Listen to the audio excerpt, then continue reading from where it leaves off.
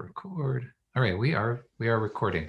Hi everyone. So, oh yeah, first thing, please go ahead and mute yourself for now, so we don't hear side conversations or things happening in the background or phone ringing, whatever. But I do want to assure you that we'll leave time at the end of class for discussion today, because this is both our third session and it's our last session. And so while I do want to spend most of my presentation time today talking about sort of Yiddish in America today, like the current state of Yiddish, and I have a lot of things that I want to share with you about the current state of Yiddish in America today.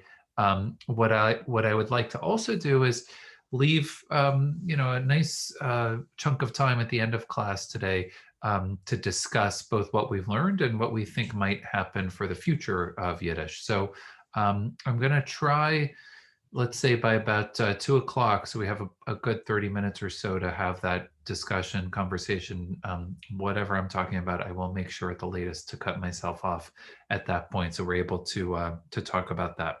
Good. And then I apologize, right at 2:30, I had to schedule another Zoom meeting, so I'm going to end at 2:30 and then transition very quickly to my next obligation. So I'll be, we'll have a tight cutoff at the end at 2:30 today.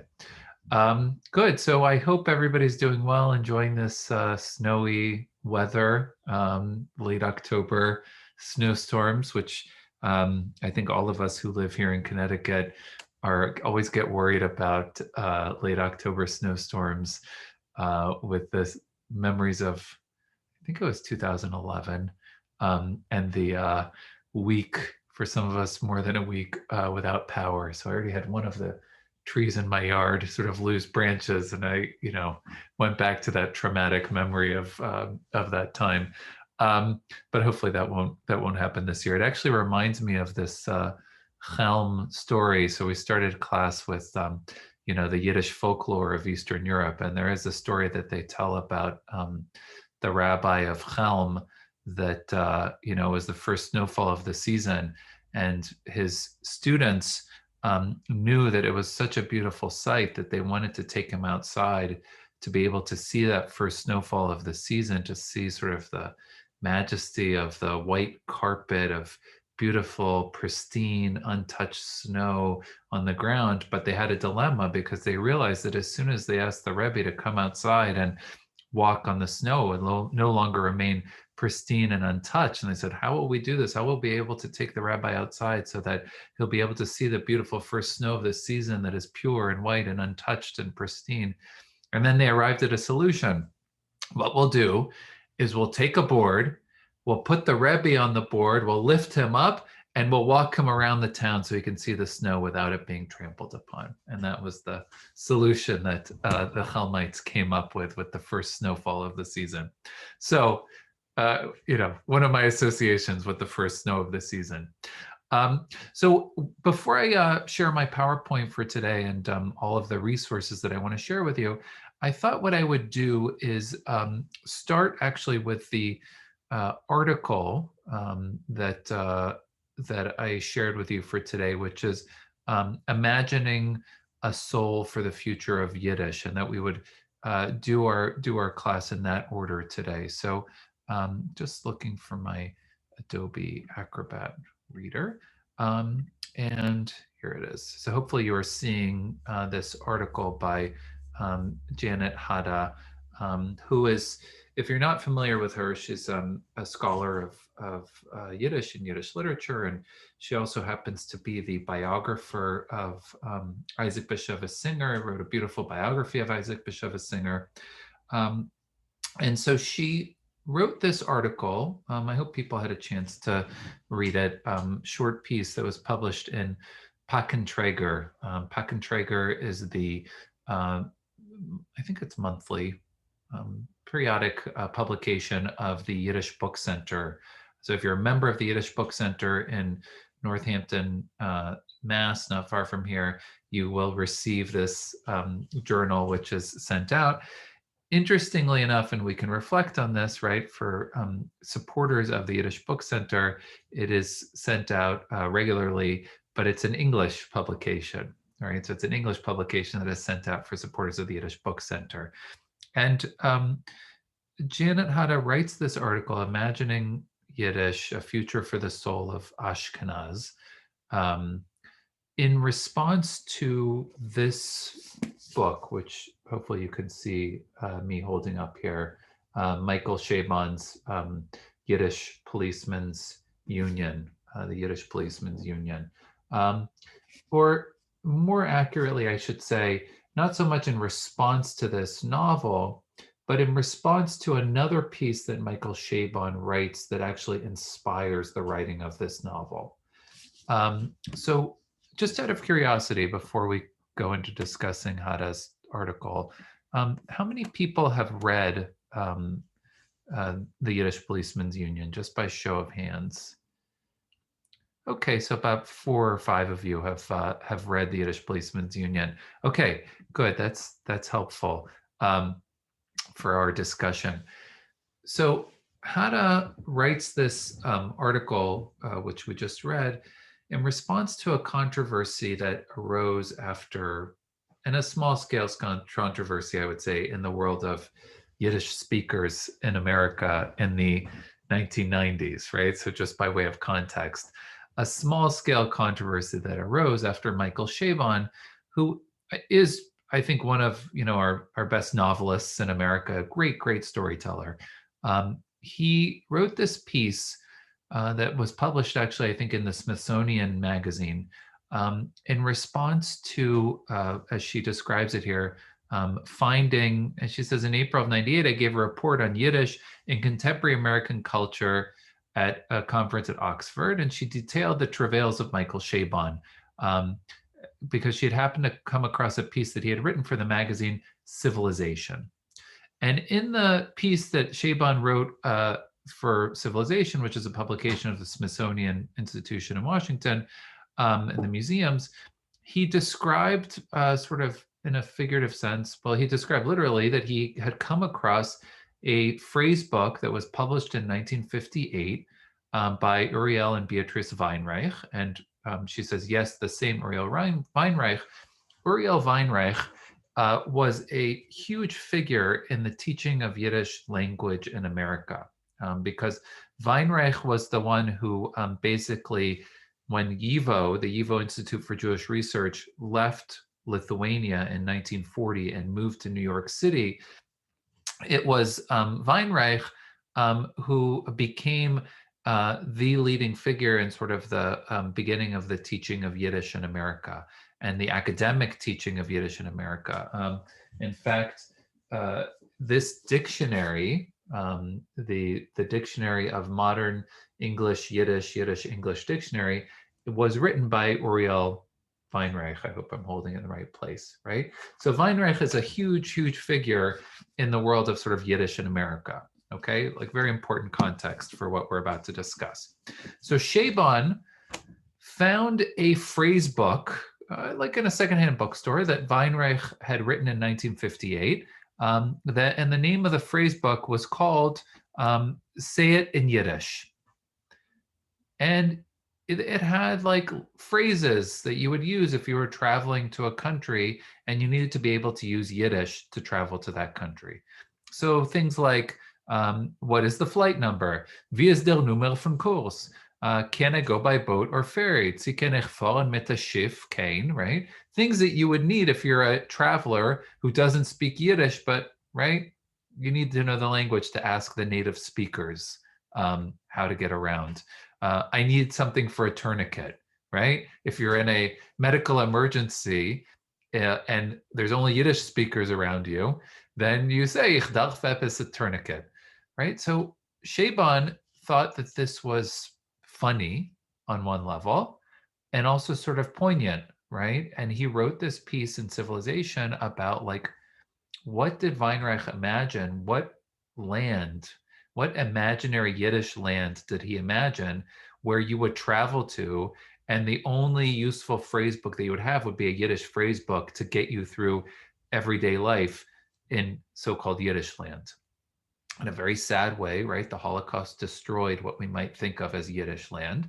And Shaban was reflecting about the idea of the fact that that Yiddish land basically only existed in people's imaginations, right? That Yiddish land only existed in kind of both a combination of nostalgia and maybe for a few sort of diehard academics who were passionate about speaking Yiddish and making sure that their children learned Yiddish. And, but he said this wouldn't be a realistic kind of thing. So he wrote this piece, and I'd be happy to share it with you, the article, the original article itself. It's actually quite interesting.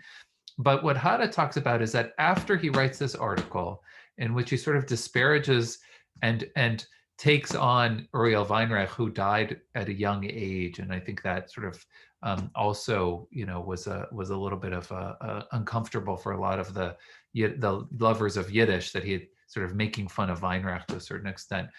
It elicited an extremely furious, angry reaction against the sort of Yiddish speakers, and more the academic Yiddish speakers of the world, those who were subscribers to what, if you remember the old days of the internet, there would be these listservs with like a bulletin board, and you could post, and then other people would write, and you would get massive emails back to you, shared information. It was before we kind of had websites. So on the online Yiddish bulletin board called Mendele, huge response, very angry reaction to Shaban. How many hundreds, even thousands of laborers must be employed by Yiddish-speaking Hasidim in the New York area in retail services, service industries, domestic work? How many such workers, and one thinks especially if Shabbos Goyim, might benefit immensely from learning the basic Yiddish skills, right? So they say, hey, maybe the people who work in Brooklyn for the Yiddish speaking, they need the phrase book. And other people said, like, how dare you attack Yiddish? You're making fun of Yiddish. Yiddish is not dead yet. We are working hard to keep Yiddish alive. But what this pointed to was a much sort of deeper issue about Yiddish, which was a sad truth about Yiddish, that what was Yiddish land had been lost, had been destroyed by the Holocaust. And it was very difficult to imagine a place anywhere in the future, like we saw with Isaac Bashevis Singer's Nobel Prize speech, any writer who would ever be bestowed the Nobel Prize again for writing in Yiddish. It seemed like that world was gone. And Shaban sort of absorbed the criticism of all these people to his article. And part of him said, oh, you think that's bad? Let me imagine for you a novel where all the native speakers speak Yiddish, just to show you like how figurative, imaginative this place is, which is what we end up with the Yiddish Policemen's Union, which is a murder mystery set in a Yiddish-speaking enclave of Alaska in the year 2008, 60 years after it's established in 1948. And of course, it's, for those of you who haven't read it, it's a great novel. It's a murder mystery. There are Hasidic gangsters and Yiddish speaking crime bosses and Yiddish speaking police detectives and Yiddish speaking drug addicts. And I mean, it's like what it would be like if there was a dark underworld of a, like a gritty murder mystery set in an urban Yiddish speaking city. But it's all nostalgic, right? It's sort of like that doesn't exist anymore. There is no Warsaw, there is no Odessa, there is no Lvov, there is no place where Yiddish would be spoken in this sense. But what's interesting and why I wanted you to read this is what Janet Hada, who was criticized by the same group for sort of what was perceived to be siding with Shaban, saying, yeah, people need to come to terms with the fact that that Yiddish land doesn't exist anymore, right? That there is no place where we're going to see the birth of a great Yiddish culture and civilization emerge from. And so she writes in this article and she reflects on it. And I just want to scroll down to her conclusion, which I think would be interesting for us to discuss. She says here, and I highlighted on the screen, she says, is there a place where the world of Ashkenaz still exists? And by Ashkenaz, it's that Yiddish culture, that pre-World War II Yiddish culture that was destroyed by the Holocaust. And she says, I say yes, but perhaps paradoxically, we have to look forward rather than backward for it. I see two major trends. One is the use of Ashkenaz as a vibrant backdrop for modern narratives. The other is an echo of what happened in the United States a century ago when Jewish immigrants from Eastern Europe transplanted their world onto American soil. Both of these new trends spring from English speakers, but in my view, the result is more genuine and more resonant with the values and atmosphere of pre-Shoah Ashkenaz than in what is emerging today in Haredi communities and in the neo-Ashkenaz environment. So what does she mean when she says the use of Ashkenaz as a vibrant backdrop for modern narratives? What is she pointing to? Like, what does she think is the, and feel free to unmute yourselves, what does she think is the sort of most likely way that we're going to see Yiddish culture reemerge in American society today?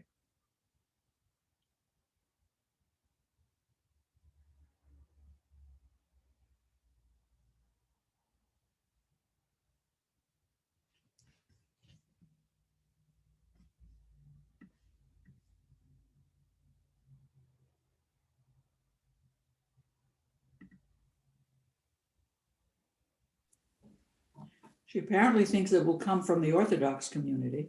Okay, so on the one hand, we have the possibility of sort of, Yiddish culture coming from the Haredi community, coming from the ultra-Orthodox in Brooklyn, who are to some extent, and I say to some extent, they are native Yiddish speakers, meaning that in a lot of places in Williamsburg and Crown Heights and Borough Park, you have people who grow up speaking Yiddish. It is it's an interesting type of Yiddish, and we can discuss this in class. For those of you who may have seen like the Netflix series Unorthodox, how many people saw that? Which is sort of the Deborah Feldman. Okay, a lot of people saw that, the Deborah Feldman story, but it's not. It's kind of like it's a fictionalization of what happens after she leaves her community. There's a Yiddish that is spoken that is actually a much more Americanized Yiddish. If you've noticed it, there's a lot of English that sprinkles into that Yiddish in an interesting way, right? So one thesis is, and the future of Yiddish in America could be, you get more and more people like the Shulam Dean types who sort of leave the Hasidic world, a New Square, or the Deborah Feldman types, or other writers who we see emerging a new type of sort of Haskalah, right? So 21st century people who leave their traditional Orthodox Jewish environment are native Yiddish speakers and bring that Yiddish out, right? That is possible, but it might take place on a small scale, if anything, right? So what's the other way? What does she mean when she says the use of Ashkenaz as a backdrop for modern narratives? What is happening? Like if you think about, and I have a lot of these sort of like contemporary American Jewish fiction here.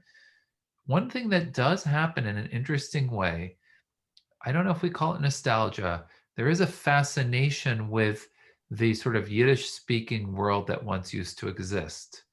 And so you have a lot of writers who are Jewish writers writing in English, writing novels, imagining what that Yiddish speaking world looked like. So it's not Yiddish literature. It's not exactly Yiddish culture, but it's an American Jewish 21st century English reimagining of that Yiddish culture. Does that make sense? So there's a novel I just got. It's called, by Max Gross. It's called The Lost Shtetl. And in The Lost Shtetl, it's a novel that's written completely in English, but it imagines that there was a shtetl that, during the Holocaust was missed by the Nazis. It's been cut off from the outside world for 150, 200 years. And now in 21st century Poland, it's suddenly discovered, and it's, kind of a humorous, but also very poignant imagining of what would happen. And it's a novel that's set and that imagines this, right? Or you have writers like, think about Jonathan Safran Foer, Everything is Illuminated, right? Who is imagining a Yiddish-speaking shtetl, like a very Isaac Bashevis Singer type shtetl, and he imagines a character that's like himself. If you've read that novel or you've seen the film, who's going back to find his grandfather's story. He's a grandson of a survivor and travels back to Europe. And in that search for Yiddish speaking Ashkenazi culture is also doing a search for his own roots, right? So there's a lot of interest, which might be manifested in a class like this also, an interest in Yiddish language, an interest in Yiddish culture that might not be about speaking Yiddish fluently, but is about trying to reconnect with a sense of one's roots that might emanate from the Yiddish language and Yiddish culture. Okay, so I think Janet Hada is trying to point us to that possibility, in addition to the possibility that there are native Yiddish speakers who will emerge in our world today. So I'm going to stop sharing that for now, and so I can switch to my PowerPoint. Okay. So I want to, are you guys seeing, you're seeing the PowerPoint, yes? Okay, good. So I want to talk about sort of what happens to Yiddish in America over the last, so we're talking about the Yiddish Policemen's Union, but I want to talk about what happens to Yiddish in America over the last 40 or so years, 35, 40 years, for us to think about where we are right now. So, and I'll leave it, let me go back to play from current slide. So on the one hand, we have consistently, as you can see, from that, this is from the cover slide, the Yiddish speakers that we think of the Yiddish speakers in Brooklyn, where you have street signs that are in Yiddish, and you have Yiddish that's used in everyday life. This is, I would say, Yiddish in America, right? By definition, it is Yiddish that lives in America, but it's not Yiddish that is necessarily engaging with America. It is Yiddish that is being used to maintain separation from America. Does that make sense? It's Yiddish that is trying to perform the sociological function that we talked about, in the first class, the sociological function of Yiddish in Eastern Europe, which is to maintain otherness, maintain separateness, maintain distinction from the surrounding world.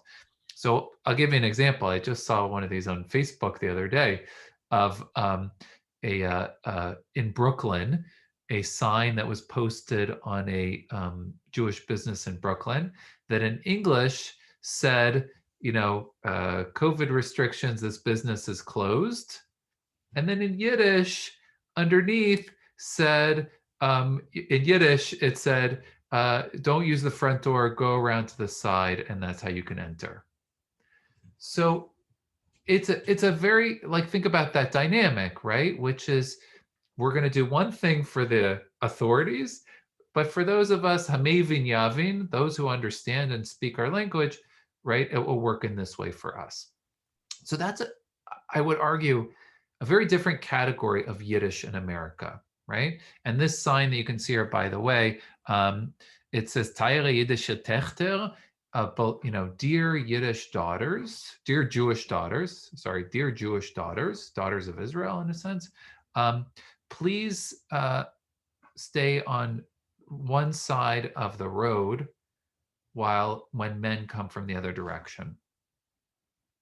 Okay, so this is very much like sort of probably a sign in the Satmar world that is trying to maintain strict division of the sexes and saying, if a man is on this side of the road, please women go to the other side of the road. Okay, this is not like an engagement with American culture and society. This is trying very hard to maintain that strict separation, and Yiddish that functions in this way. All right. So I want to differentiate that, and we can come back to it and talk about it at the end of class, what that means. But I want to differentiate that from continuing to engage with what we've been talking about last week, which is how Yiddish language and culture and the sensibilities of Yiddish are used by American Jews who are Americanizing and becoming part of American culture.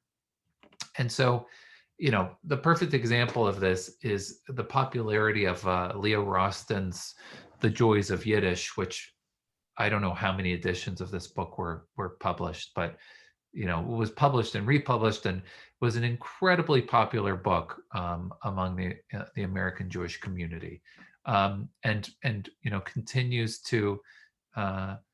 Okay, Fran, we'll come back to that point maybe, about the Amish at the end of class, which I think is an interesting one. And this is a very popular book. It both, sort of, it's nostalgic in a sense for American Jews, right? It uses sort of the Yiddish words that become part of the American society, mechaye, which is it means something is such a pleasure, right? Mazel tov, right? So that's a word that has, I think, probably crossed over from Yiddish into English in terms of, I think, understanding. Mazel tov means literally good luck, but understood as congratulations. Nachas is a word that is used by American Jews to get pleasure from. You could see it on the cover. This is a reference, though, to the types of words, the ways in which Yiddish is carried over by American Jews in the process of Americanization, but is a nostalgia for the Yiddish-speaking world of the immigrant generation that Jews have left behind. Okay. And we can see this taking place in all kinds of ways. I've talked about Annie Hall before. I think it's a really interesting example of this process that's taking place in the 1970s, where you have, sort of a very ethnic, stereotypically neurotic Jewish male protagonist like Alvy Singer in the film, who is, sort of pursuing the stereotypical non-Jewish, to use a slightly derogatory Yiddish word, but at the time I think is appropriate. This is the shiksa, right? The non-Jewish woman that he, on the one hand, he likens his pursuit of becoming American, and actually Philip Roth does this even more so.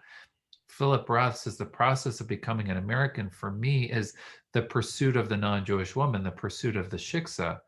What Woody Allen says, though, when he invokes the Groucho Marx joke here, is that I would never want to belong to a club that would have me as a member, which is that he desperately wants to be accepted by a non-Jewish woman like Annie Hall, but at the same time, that relationship is doomed to failure, because why would she want to go out with someone like him? There's got to be something wrong with her, right? So, but this dynamic also, in terms of the ethnic, stereotypical, neurotic Jewish male from New York, comes to be synonymous with that sort of transition from a traditional Yiddish-speaking background to an American culture. I mentioned last week the ways in which we can see this happening in on American television, in sitcoms, in very interesting ways. And so I'm showing you the Golden Girls. Now, why am I showing you the Golden Girls? You might remember this sitcom from the 1980s. It's not a Jewish show, okay?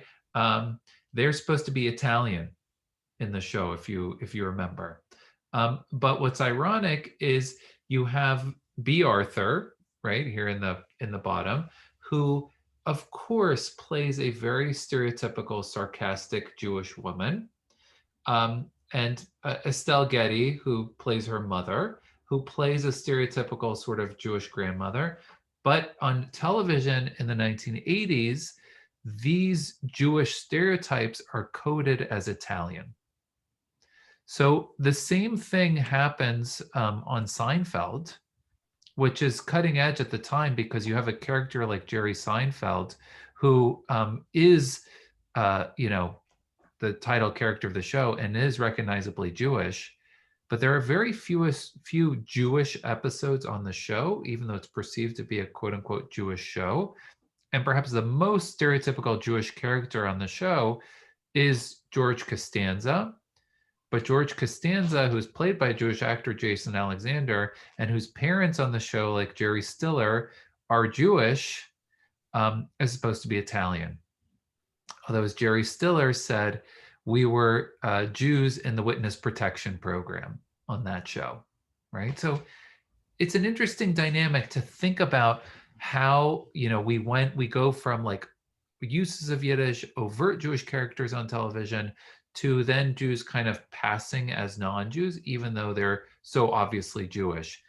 I set this up because there are a few times in the show where they engage with the question of sort of the use of Yiddish, or what does it mean to be Jewish, or how does one's Jewish background influence their comedy. And one of my favorite episodes that does this is when Bryan Cranston, you can see here, many of you might, if you remember Breaking Bad, Bryan Cranston plays a dentist on the show who decides to convert to Judaism.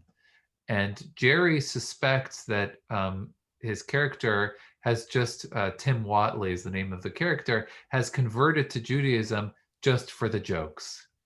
And so Jerry goes to talk to the priest, and he goes to confession to talk to the priest. And he says, I suspect that Tim Watley has converted to Judaism just for the jokes. And the priest says to him, and this offends you as a Jewish person? And Jerry responds, no, this offends me as a comedian, right? So, and he uses like Yiddish phrases like, give me a shtickle of fluoride, and Jerry's like, this doesn't feel authentic, right? But this also gets into this idea of not only can one convert to Judaism, but what happens when Jewish culture or Yiddish language and culture becomes part of the mainstream dialogue, right? And I think that's something that Jerry Seinfeld and Larry David were also trying to engage with in the show in an interesting way. One of the interesting things that begins to happen in the United States at the end of the 20th century, beginning of the 21st century, is you start to have more and more Jews who are not identifying with Judaism religiously, right? But identifying, let's say, more culturally or as a matter of ancestry or descent. And you start to see the rise of this category of what we would call Jews of no religion, or some people call them the nuns, right? So when they say, what's your religion? They say none. But it's a little confusing to call Jews of no religion the nuns. So you can see that among millennials, it's a growing category of young American Jews who identify as Jews, but without religion. And I point this out to you because as we start to see the rise in this category of Jews who, on the one hand, when surveyed and asked, are you proud to be Jewish? And something like 95% of respondents, this is the Pew Research Center did this study in 2013, something like 95% of respondents say, yes, I'm proud to be Jewish. But at the same time, you have growing numbers, in particular among the younger generations, who say, but being Jewish is not a matter of religion to me. I don't need to go to synagogue. I don't need to pray. I don't believe in God.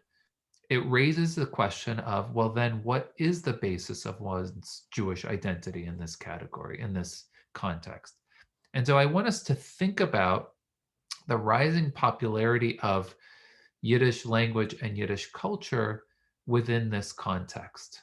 Because I would suggest that one interesting dynamic that we see at play is that there's an increasing popularity, interest, curiosity in Yiddish culture, in Jewish history, in Jewish life before the Holocaust, in Jewish roots, in the roots of Jewish socialism, maybe even sort of a question about like a Bernie Sanders type, what does it mean to be a Jewish socialist, that could be part of a quest for a Jewish identity that is a non-religious Jewish identity. Does that make sense? So that's where I think it's important to distinguish the Yiddish that is used by the Brooklyn Hasidic Jews from Yiddish that might be an interest to a very secular younger generation of American Jews. So I want to take you through a few tools. I don't know if I'm going to click on this. It might take me out of the slideshow. Yeah, I think I will. Okay, let me end the slideshow for now because I want to show you something. So there's one thing that has happened, I would say, over the last 30 years is an increasing popularity among a certain cohort of younger students to learn Yiddish. So we have a rising number of programs around the world. Janet Hada in the article pointed to the summer language program that used to take place at Columbia every year. As for many years, that was the only program in America that was a Yiddish language instruction program. And you'd have a small cohort of sort of dedicated, mainly academics who are interested in studying, learning, reading Yiddish for academic purposes. Actually, somebody like me, I did the YIVO sponsored summer program at Columbia University. I don't know, 1999 or something like that summer. And it was mainly academics or people who are interested in performing or singing Yiddish music who participate in the program. What we're starting to see now in over the last 15, 20 years is a proliferation of Yiddish language programs in many, many different places. So not only do we have the Yiddish language program that takes place in New York at Columbia, or it used to be at Columbia, now it's at NYU, I think. There's the Yiddish Book Center, which does a whole lot of its own programs. There is a klezmer summer camp, which is called Klez Camp, which takes place. There's a Yiddish Woch, which is a Yiddish week, which is a retreat to a Yiddish camp that takes place every summer. Middlebury has its Yiddish language programs. A lot of universities now teach Yiddish around the United States. There are Yiddish language and instruction programs in Lithuania, in Israel, in Poland, in Australia, in South Africa. I mean, you have Yiddish language programs happening everywhere. And then you have things like this, which I'm showing you here, this website, which is called Yiddish Pop, which, is sort of a funny thing, which is, I hope this is working right now. Okay, so this is a website that is designed to teach Yiddish using the internet. So I'm going to play a little bit of it for you so you can see, right? It's no longer just Yiddish books and Yiddish dictionaries. It's a Yiddish Pop, where it's sort of an online Yiddish learning program. Okay, so let me play this for you. Good Morgen. Ich heiss Nomi. Ich bin a Mädel. Good Morgen, Moby. Moby is a robot. Is a חבר. Hey, Meierke. Good Morgen. Meierke is a jingle. Du, Moby? A jingle? Nein, du bist a Robot. All right, I'm going to stop it there. It's cute. There are many lessons where, if you are so motivated, you could either do this with a teacher or you could use the website, which includes a whole vocabulary section and a grammar section. And you can click on the vocabulary and you learn that good morgen means good morning. Good morgen. And it repeats how to say the different things. Ich heiss. Ich heiss. That's introduction to a sentence. My name is, I am called, right? So it's a basic language lesson that exists online where you can use this as a tool, like with any other language, to learn the language. So there are many more resources now available, not to mention the Yiddish Book Center, which is an incredible resource that has digitized thousands, hundreds of thousands probably by now, books that are in Yiddish language that exist, some of them with translation. I mean, if you get into this, you could spend lifetimes reading everything that's available and never leave your home, right? It's all available online. So that is a very interesting dynamic that has unfolded of late in terms of resources that are available. I'm going to go back to the PowerPoint, okay? The other thing that is interesting that has begun to take place in the last 20 or 30 years, and let me go to slideshow, is all sorts of projects that spotlight Yiddish culture. Some of these are in a nostalgic sense, and some of these are in a new cultural sense. So I'd say as an outgrowth of the rising popularization of Yiddish language programs, in particular in New York in the 1980s, there started to be the creation of new Yiddish culture. New Yiddish culture. So what do I mean by new Yiddish culture? I'll come back to this funny song here called Yiddish Glory, I am a typhus louse in a moment. But I want to start actually with the klezmatics. Is anybody familiar? How many people are familiar with the klezmatics or the music of the klezmatics? Okay, a couple of people are. So just to give you a sense, you can see here, and this comes from their website. They describe themselves as globally renowned world music superstars, which is good. Only klezmer band to win a Grammy Award. One thing that is interesting is this is their discography. You can see sort of the CDs that they've been creating or the music they've been creating since the late 1980s. Is they have been very consistent in their production of music now for, I guess, 35 years or so. And it is klezmer, meaning that it draws upon the long Eastern European tradition of klezmer music. And as you can see here, it emerges out of the vibrant cultural scene of the East Village in the 1980s. But it's a fusion type of music that combines klezmer with all kinds of other musical influences, right? So what makes this interesting is it's not just a nostalgic type of klezmer music that is specifically trying to recreate, a musical sound of that you would have heard in Eastern Europe, 100 years ago.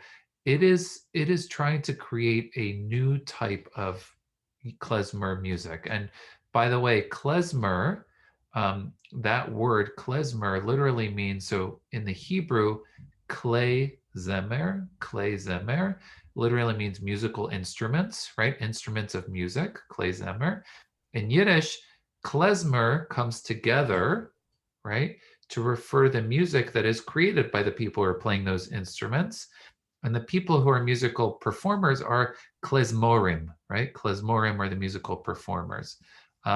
So I'll just play for you, because what's interesting, I'm gonna play a little bit of a clip of one of their songs, where you can also see that they're not only sort of creating music that is klezmer music, but they're also making, I think, an important sort of religious and philosophical statement about how this music connects to their Jewish identity, okay? And of course, this is a song that is called Apikorsim, literally heretics, right? So you can think about it. So again, we are talking about the use of Yiddish by self-described heretics who reject the religion, as compared to the use of Yiddish by like ultra-Orthodox who are using it for very different reasons. The lead singer who you can see here with the hat on in the front row, his name is Lauren Sklamberg. And Lauren not only has been singing with the klezmatics for since 1986, he also is the sound archivist at the YIVO Institute of Jewish Research in New York. So you can think about like how somebody in that position is able not only to do research on recordings of Yiddish klezmer music from 100 years ago, but then combine that with the new music that they're trying to create that's 21st century klezmer music. So I'll play a little bit of this for you.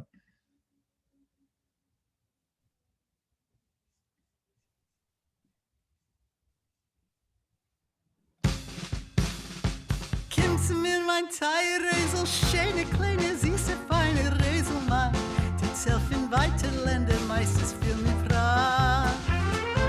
Der zähl mein Teilreisel, schöne, kleine, süße, feine Reisel, Mann, der zelf in Land wie jeder eine singt und lacht.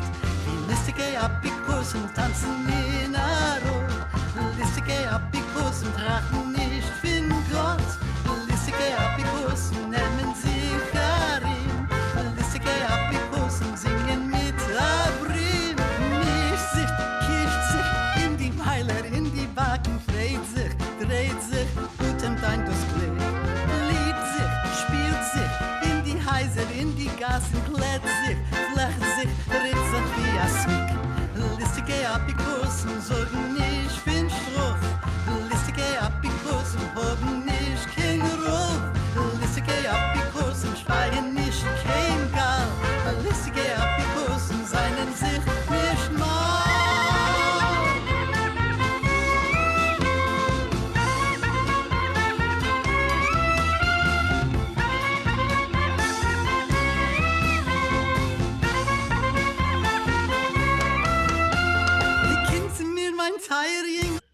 Okay, I'm gonna stop it there. Great, like, sehr freilich, right? It's a very happy sound to it.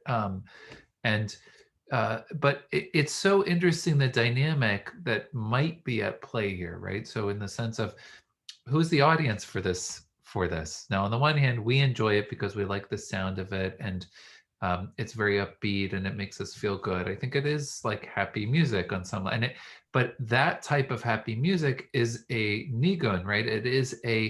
They're drawing on a tune that is a melody that would have been performed, at a wedding, for example, right? Like a happy occasion, a wedding dance. The lyrics, though, are so interesting, right? Because what they're singing about is happy heretics, and what it means to like not be bound by any strictures, what it means to not be bound by any rabbi. And I hear this and I'm thinking to myself, like, who is the possible audience that might be listening to this in a contemporary manner, right? Like actually listening to the words. And what if you are ultra Orthodox and you're sitting in Brooklyn and you hear this song and you're like, yeah, I think I might want to not be bound by any strictures anymore, right? And so I think there's something very subversive about singing and performing this in the present moment that's interesting for us to reflect on. All right, I'm going to keep going and then I promise I'll stop so we have enough time to talk about things. I just wanted to mention this wonderful project, which is called Yiddish Glory. And this, we actually had a lecture. It's on the UConn Center for Judaic Studies website. I can share it earlier this semester. So Anna Sternschus, who's a professor of Jewish history and Soviet Jewish history and Yiddish language and culture at the University of Toronto, she actually took on this project with this gentleman you can see here in the middle, Psoy Korolenko, and they found lyrics to Yiddish music that was written during World War II in the Soviet Union by Jews who either were Jews in the Soviet Union or Jews who had fled from Poland and ended up in the Soviet Union. And they wrote these songs. And so Anna and Psoy Korolenko put these songs to music, released an album that was called Yiddish Glory, and actually was nominated for a Grammy. It didn't, I don't think it won the Grammy, but it was a big deal that it was nominated for a Grammy. And this year, in the midst of the pandemic, they recorded a song about typhus, which is a song about the typhus pandemic. So I'll just play for you briefly. You can see here, long lost Yiddish song written in 1942. In a ghetto in Transnistria.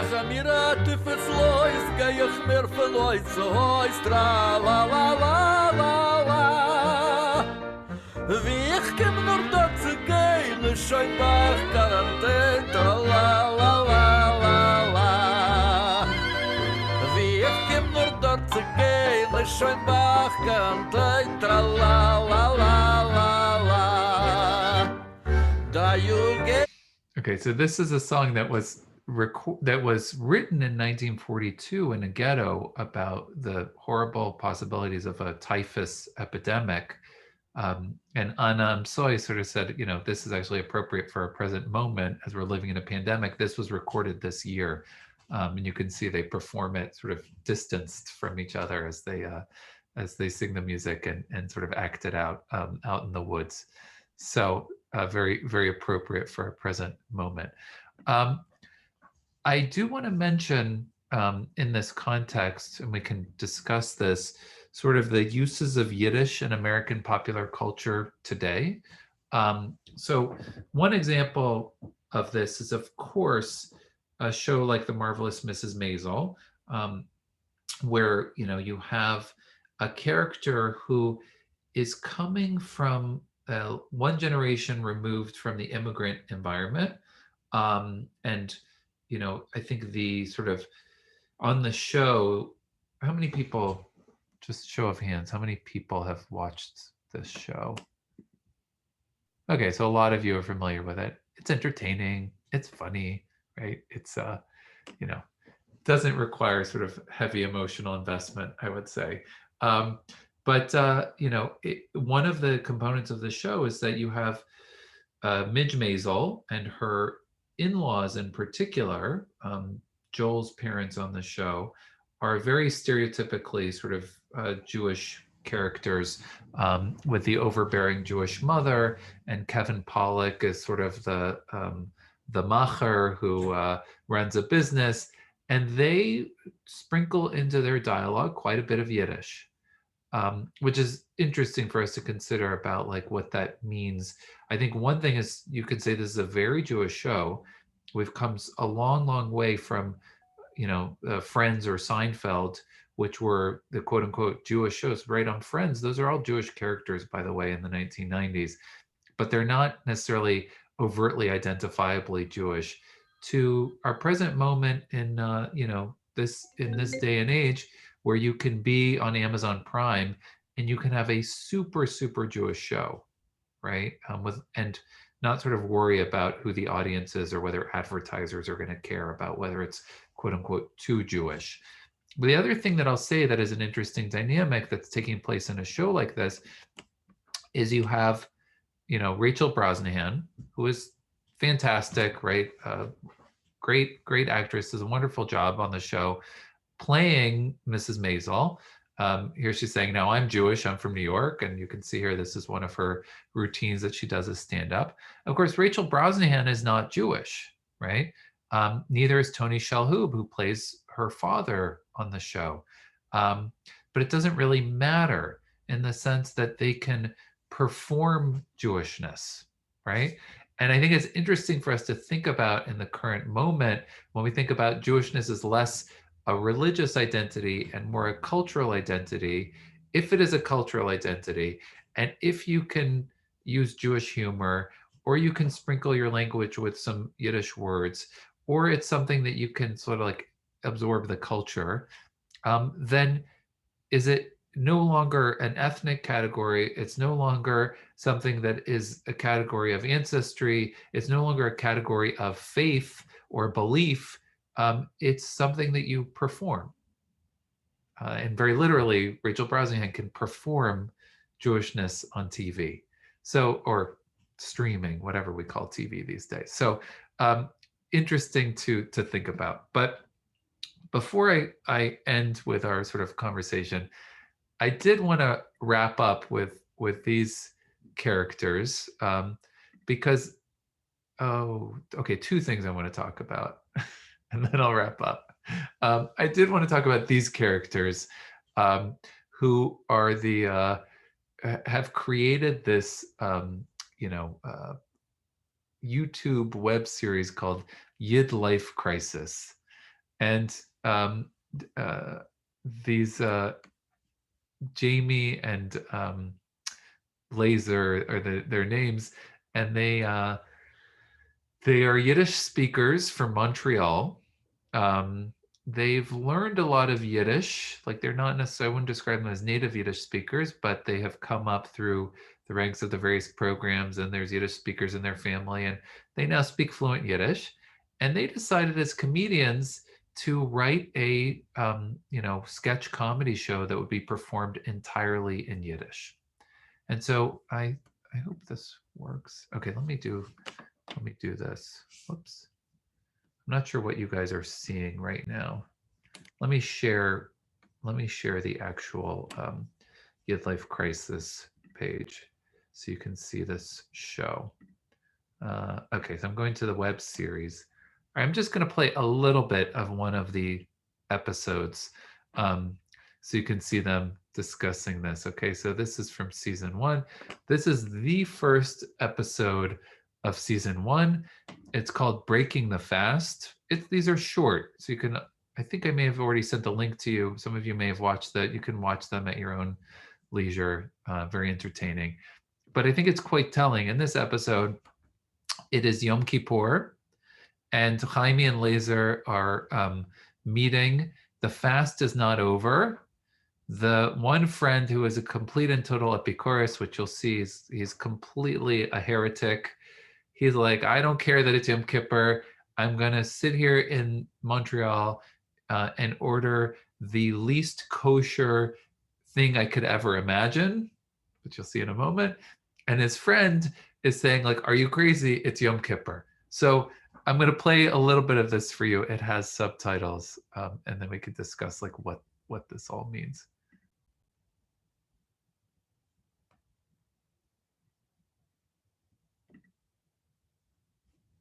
Oops, I lost my cursor. Sorry, 1 second. Okay.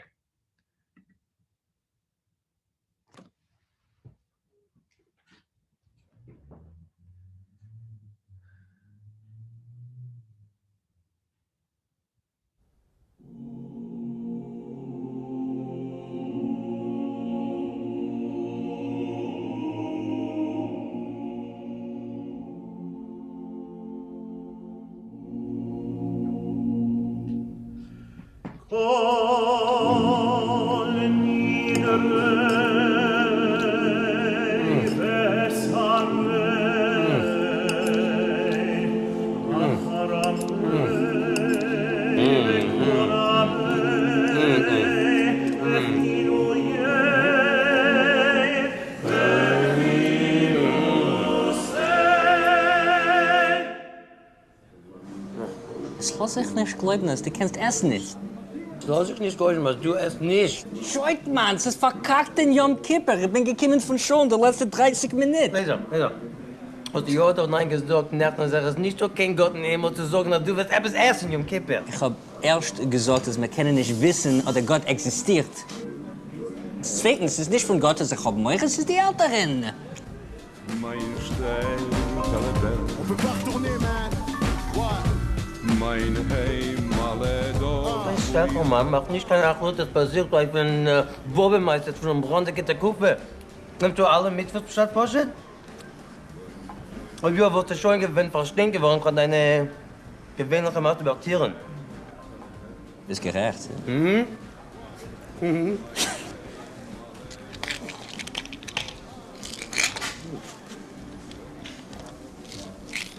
Ich nehm das Lactate-Pill, Tomer dein schlechte Eigen im Säune, was sehr non zum Säune Israel, versammelt mein Moral. Daheim. The lactate. Meinst du, das ist der Gelehrte, eh? Gefind mir eine Beheime, was trinkt die Milch von einer anderen Beheime. Ja, noch einmal geduld. Wir seien nicht gebeut von Lactose. Und für was? Tausende Jahren von Inzest. Ja. Euch gezählt. Ja, zum Beispiel nehmen die Jiden, Chinesisch und die Scottish. Seien als klug, talentiert, übergerecht mit dem Geld, können einhalten gerne wäre möglich, aber mit einem Lactate geht kacken. Sagst du, zu der Scheiche zwischen Inzest, Wissenschaft und dir Woches? Wurde. Keys. All right, I'm gonna stop it there.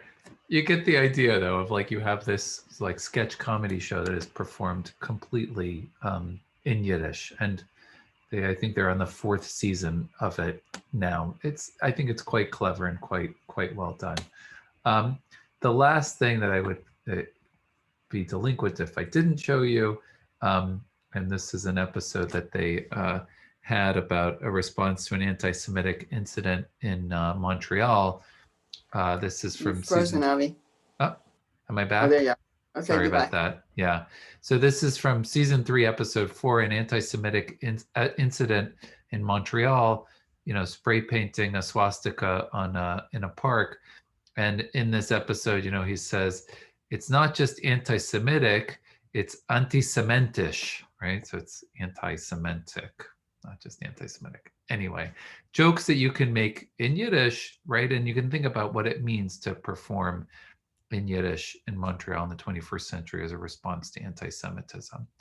I did want to mention, before we transition to Q&A and discussion, the popularity of the most recent sort of revival of Fiddler on the Roof in Yiddish, which I think does point to us being in a really interesting cultural moment in terms of thinking about like what are American Jews in particular, although it's not just American Jews. I mean, Fiddler on the Roof was a universally, globally beloved show, incredibly popular, probably the pandemic is the only time since 1964 that there has not been a production of Fiddler on the Roof being performed. Like every day, probably until March of 2020, a day didn't go by that you didn't have Fiddler on the Roof being performed somewhere.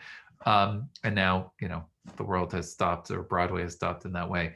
But many of you probably, I'm guessing, got to see the Yiddish production of Fiddler on the Roof in New York. I know I did. It was originally put on by the Volksbühne and performed in the Museum of Jewish Heritage in New York. And then they took it to 42nd Street, just off Broadway technically. And it was incredibly popular. It was extended multiple times to extend the run. And it was basically the original Broadway version of Fiddler on the Roof, but performed in Yiddish. And it spoke to people. They felt like, and we could think about like the layers of translation that are happening there, where you take the original Tevye stories by Shalom Aleichem, then it's rendered into a theatrical version originally by Shalom Aleichem, but then it's turned into a Broadway show that is performed in English that remembers sort of nostalgically an Anatevka that never actually existed in the original Tevye stories. And then it undergoes a retranslation to go back into Yiddish. It's an interesting dynamic. So I will end with just a little bit of some of the highlights.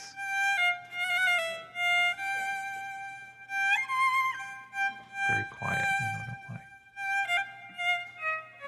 Wer Tag und Nacht, was muss ich mir nun klagen? Gaben jeden Morgen, bringen Brot dahin. Und wer hat das Recht zu sitzen nebenan und haben euch das letzte Wort? Der Tate, Tradition, der Tate,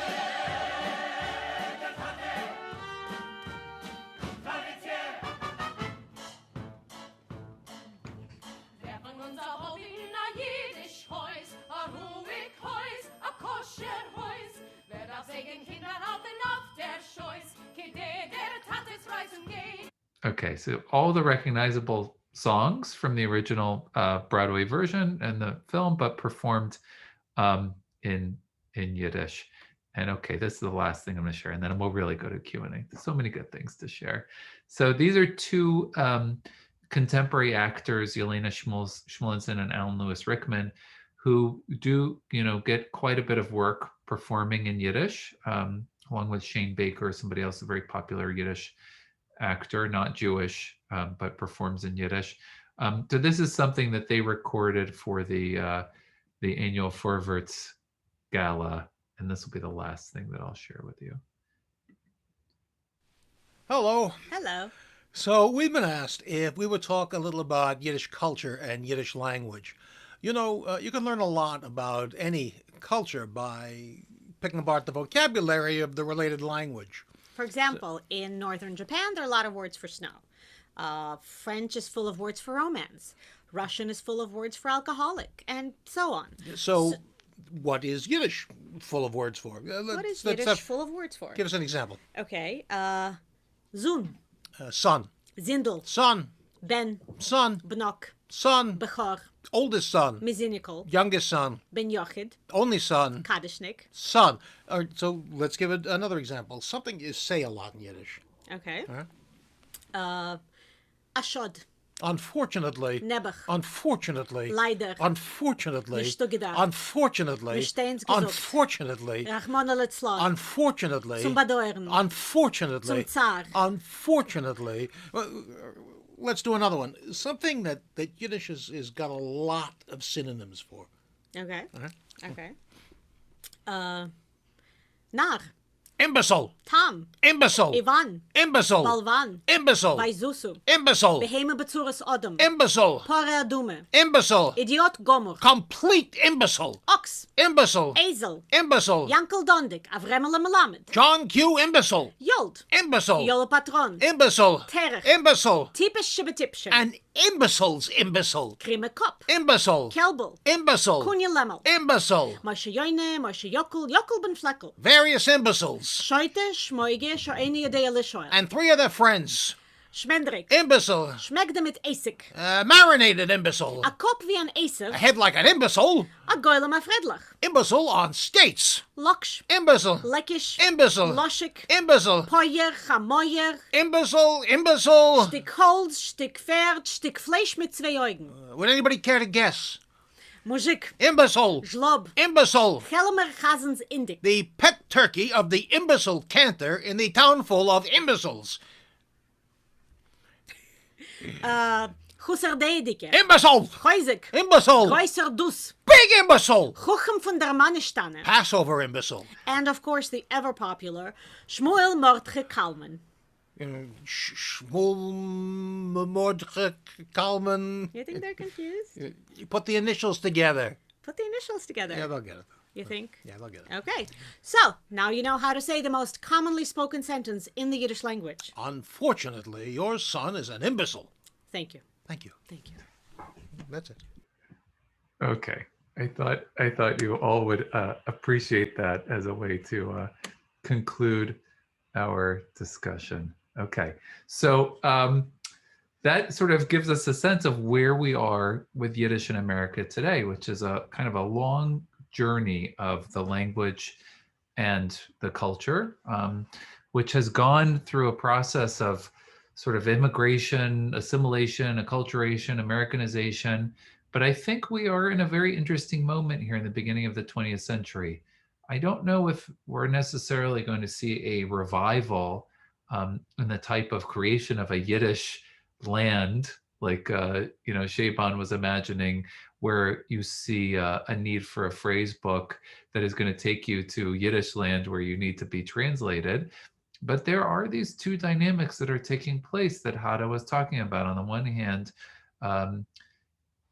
Ashkenaz, Yiddish culture, serving as a background for a new type of a Jewish identity in America, right? That is a very useful type of Jewish identity in America today. And on the other hand, the sort of Haredi world, which continues the tradition of using Yiddish to maintain separateness and distinction. But if those very scary processes of the infiltration of Enlightenment ideals and modernization continue, we could see sort of that being the source of where you start to see like a Yiddish literature that emerges in a similar way to what was happening in Eastern Europe in the late 1800s with those who were leaving that traditional world but wanted to express themselves in Yiddish. Verves? It could happen. All right. I will stop myself there, and I'm very happy to open up for questions. So let me go into gallery mode so I can see everybody. And I already have a couple of questions that came in. Michelle says, yeah, so Chelm, I think in the first, so Chelm, we may have discussed this in the first lecture, I can't remember. Chelm is known as the village of idiots. Oh, maybe I didn't because we were talking about the American context. Chelm, by the way, so I referenced that with my story about the fools of Chelm. Chelm was a real place. It is a real place. It's a town in the southeastern part of Poland, sort of not far from the border, present-day Poland and Ukraine. It's a real town. And it was an important Jewish town, had a very large Jewish population. And for some reason, we don't exactly know why, it came to be known as the town of fools. It could be, one theory is that the name of the town, Chelm, which in English you usually transliterate Chelm, like you wrote here, Chelm. In Hebrew, the word chalom, so the Jews who might have laughed at that name, they know that the Hebrew word chalom literally means a dream. And so maybe they made fun of the people who came from that town as sort of like living in the clouds, like dreamers. But for some reason in Jewish culture, it became known as the town of fools. Rachel asks, for after this lecture, there's a question from the first class. What created the animosity between Litvaks and Galicianers? Okay, this was a major theme in my Brooklyn home in the 1950s. And Rachel, I don't know if you want to add anything to that, or You said your family were Galicianers? No, no, Oh. oh, no, no, no, no, no. Sorry. I was half and half. Oh, you said Galicianus and my dad's patois. Okay, I see. I was reading that as, got it. Okay. Right. I like your reaction to it. No, God forbid. So yeah, I think I may have mentioned this in the first class. There is a very interesting divide in Yiddish. It's a linguistic divide, but it's also a cultural divide, a north-south divide, and actually a culinary divide. It's a very, if you get into this, you learn that the Litvaks, who are in the northern part of Europe, so like Lithuania, Belarus, going north in that direction, they like their gefilte fish spicy, with lots of pepper. And the Galicianer Jews in the southern part of the Russian Empire, basically, not southern part of Europe, but southern part of the Russian Empire. So we're talking about southern parts of Poland and the Ukraine and Hungary. What was in the Austro-Hungarian Empire was Galicia. They like their gefilte fish sweet. And that was like just a funny divide, but culinary divide. And there were big debates over which one is better. The way that they speak, the accent is very different. So, a Jew who's a Hungarian Jew who speaks Yiddish, or a Galicianer, they pronounce different words differently. And for the Litvaks, they thought, so you say the Galicianer patois, they thought like that the Galicianer Jews sounded like country bumpkins, right? Kind of what, and I grew up in Texas, so I'm very sensitive to this, but I know that the Yankees from, and the New Englanders look down upon the Southerners who sound a certain way, right? It sounds less educated. And I don't sound that way, but it's a thing in the United States also, and definitely like the Litvaks look down upon it. It also, and this, to answer your question, probably the roots of this have a lot to do with religious difference. So the Galicianers were much more likely to be drawn to Hasidism, much more likely to be drawn to sort of this messianic, mystical, you can call it kind of, it's more irrational religious sort of practice, where you're trying to get close to God and have joyful experiences of closeness to God. And the Litvaks, who were much more rational, much more methodical, much more likely to engage in Torah and Talmud study, they look down upon that, again, kind of backwoods Judaism.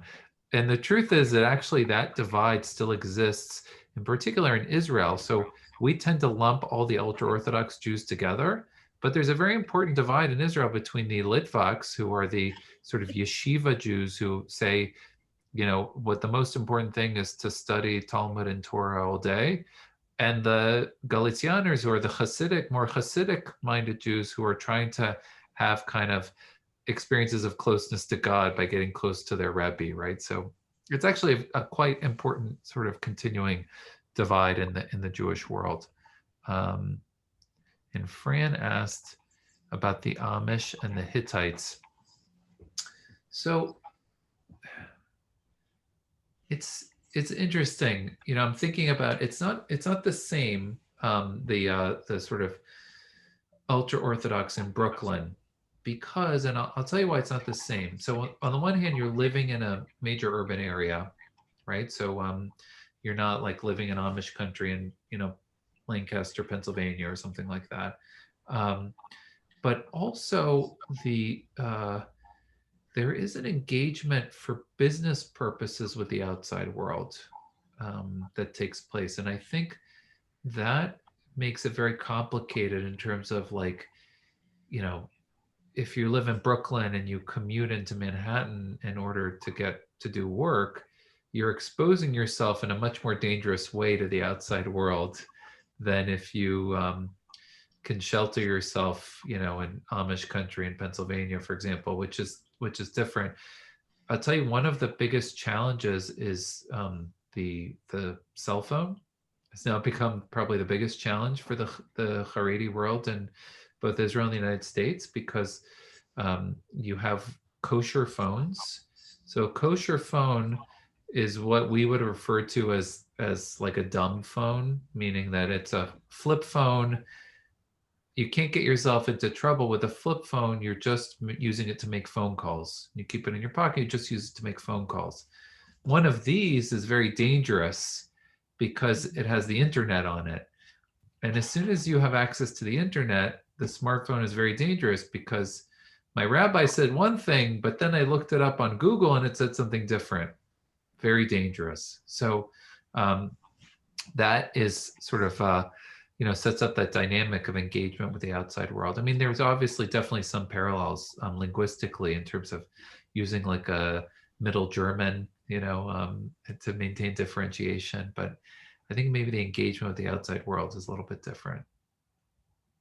Well, I've always been fascinated by how many of the Amish, and particularly the Hittites, they go to Mexico for healthcare and also for vacations.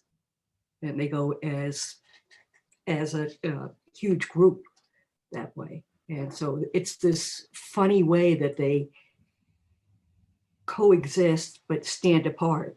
Right.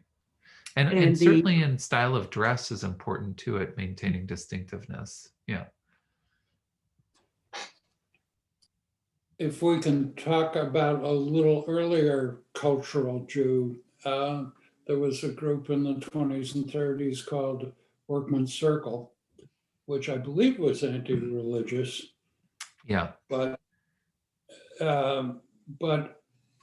where my parents are buried, in West Roxbury, there is a Workman Circle cemetery where they are still isolating, they're obeying that restriction. Right. So I'm really glad that you brought that up because I think that a lot of, what I refer to as kind of the Yiddish revival of, finding like Yiddish language classes or Yiddish music, I think it did have its roots in the continuing legacy of the Arbitering, the Workman's Circle, which you talk about, or and just for reference, like the Workman's Circle is, so it's secular Jewish socialism that is basically based in it's like the Jewish labor movements that existed both in Poland in the interwar period and that were very, very important here in American Jewish history, that basically were speaking to the Jewish working classes and saying we need to advocate for the rights of Jewish workers. And they had, Yiddish cultural organizations that were connected to the Jewish labor movements, like the Workman's Circle and other labor movements. Jews played a hugely prominent role in the development of the labor movement here in the United States. So what happens to these groups after? So, it's interesting because like there's a generation of workers, like you said, the 1920s, let's say to the 1940s. And then as there's a process of suburbanization, a lot of these groups still play a really important role for the children of the labor movement, let's call it. So for example, there are youth groups where you have Yiddish language. I have a very good friend who lives in Australia, in Melbourne in Australia. And in Melbourne, the Socialist Bund, the Bund is much stronger than it is here. And they still have Yiddish class every Sunday for their kids. And they have Yiddish speaking summer camps and Yiddish speaking youth groups. And that's what it used to be like here. And it's continued in Australia in some circles. So for example, there were camps like Camp Kindering and Camp Kinderland in upstate New York, where Jews would send their kids from the city, and it was like a Yiddish speaking summer camp. You could still go to those camps, but I don't think they're speaking Yiddish there anymore.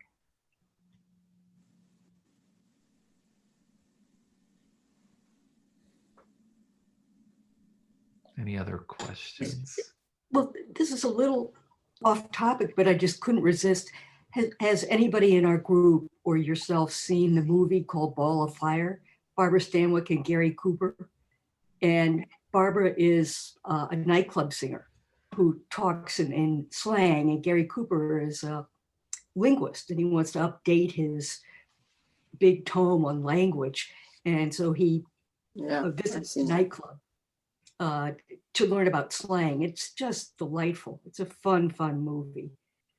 But I haven't seen it. I thought all the materials you've provided for this class have been fantastic. In this last essay, the Hada essay, just beautiful, particularly about mourning and the impact of nostalgia. I don't know of a culture that isn't struggling in some way with this. Modernity is a huge attack on cultures throughout the world. Right. And Japan is a great example. Though they have very consistent, long-standing beliefs, they have no children. Mm-hmm. They are limiting themselves in that way.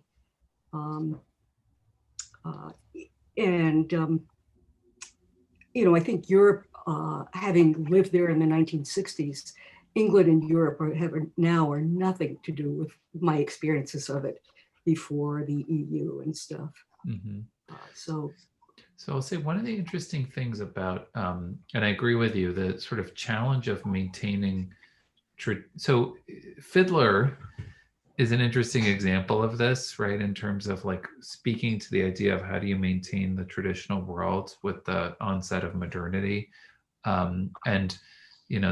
That's what I think accounts to a great extent for the universal appeal of Fiddler on the Roof. That we showed a documentary here at the Hartford Jewish Film Festival last year called Miracle of Miracles, which looked at the sort of popularity of Fiddler on the Roof over 50 plus years. And there was a great part of it where they showed sort of the popularity of Fiddler in Japan, performed in Japanese. And it was sort of asking, like, what is the appeal? And part of it is because there's this universal story of a father who wants to maintain the traditions that he grew up with and the children who are introducing change. And that's a universal story. And it's very popular in Japan, and they show it being performed in Thailand and in other places because there is this universal component. And I think that you're pointing to sort of some of the challenges of how do you maintain, not lose some of the traditions with the onslaught of modernity, right? And sort of make the case for that you have to hold on to some of these things. The Hada piece, I think, points to like that this can play an important part in contemporary identity by drawing upon the traditional world as a source for like, yeah, we're going to keep telling the stories of this world. But it's not nostalgia. It's about setting sort of new challenges of our contemporary world against the backdrop of that world. And obviously the Holocaust, hovers over all of this, right? Because you have the sort of complete destruction of a civilization, which, maybe the onslaught of modernity was going to eat away at the heart of that civilization over time. But the sort of catastrophic destruction then means that anytime that we now hearken back to the world that was, we have the trauma of the Holocaust weighing over any kind of performance that we do around it or any evocation of it, or even when they perform Fiddler and it's taking place, let's say 50 years before World War II, it can't be viewed by an American audience in 1964 without an understanding of like, this was all destroyed, right? So that always hovers over any interpretation of it. There's one more question, Avi, and then I think you said you had to. Oh, yes. Oh, Larry's question. Yeah, good question. Do most Jewish viewers understand and appreciate all the Jewish Yiddish references in TV today? So this is a great question, Larry, because I don't know. And the thing that I think is interesting about this is I'm going to say I don't know. And I think maybe the writers don't care, right? Which to me is probably one of the most interesting changes that's happened in the TV environment over the last 30 years. So, on Seinfeld, when it's on NBC and they are trying to reach the broadest possible audience in America because they have the advertisers and it's must-see TV and they want to make sure that people in Iowa understand what these New York Jews are saying, they're really worried about, do they understand it? And there's only like 5 or 6 shows that have like really Jewish topics. Like there's one called The Moil, where